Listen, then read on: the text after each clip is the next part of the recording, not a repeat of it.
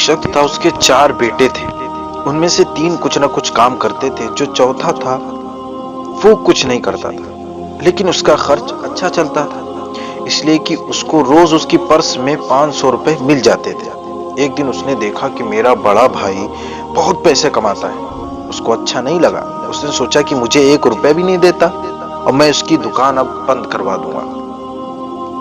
اس نے کیا کیا کہ جو اس کے بھائی کے گراہک تھے انہیں اپنے بھائی کے تعلق سے برائی بتائی کہ وہ کم کا سامان زیادہ میں دیتا ہے، ملاوٹ کرتا ہے وغیرہ۔ کافی لوگوں کا ذہن خراب کر دیا۔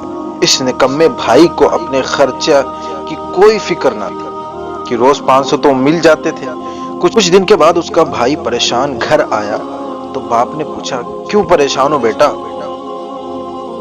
اس نے کہا کہ میری دکان اب پہلے کی طرح نہیں چلتی۔ جب یہ بات چوتھے بھائی نے سنی، جو نکما تھا، کچھ نہیں کرتا تھا، بڑا خوش ہوا کہ میرا اب کام ہو گیا، میں نے جو گراہک روکے تھے یقیناً وہ رک گئے ہیں، اب اس کے پاس نہیں جا رہے، اس کی دکان ٹھپ ہو گئی ہے۔ پھر خوشی خوشی جا کر کمرے میں سو گیا۔ جب صبح ہوئی اس نے اپنی پرس میں سے پیسے نکالے تو دیکھا اس میں 500 کی جگہ 100 ہی ہے۔ اب وہ بڑا پریشان کہ آج کا خرچ کیسے چلے گا۔ وہ پریشانی کے عالم میں گھر سے نکل رہا تھا تو اس کو اس کے بھائی نے پوچھا، تم پریشان کیوں ہو؟ اس نے کہا، نہیں کچھ نہیں، بس ایسے ہی۔ بڑے بھائی نے کہا، میں جانتا ہوں تم کیوں پریشان ہو۔ تو اس چوتھے نمبر بھائی نے کہا، بتائیے میں کیوں پریشان ہوں۔ اس کے بھائی نے جواب دیا، آج تمہیں پرس میں سے 500 کی جگہ صرف 100 کا نوٹ نکلا ہے، اس لیے نا تم پریشان ہو۔ اس نے جب یہ بات سنی تو وہ چونک گیا کہ بھائی آپ کو یہ کیسے پتا کہ میری پرس میں روز 500 کا نوٹ ملتا ہے اور آج مجھے 100 کا ملا، اس لیے میں پریشان ہوں۔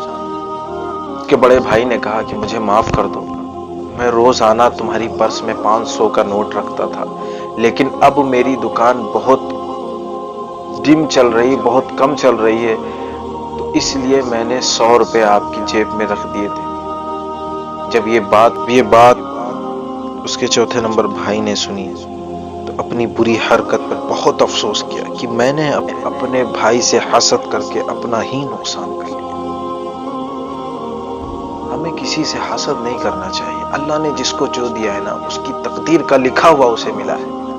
ہمارا جو رزق ہے وہ ہمیں مل کے رہے گا۔ اللہ کے رضا پہ راضی رہنا چاہیے۔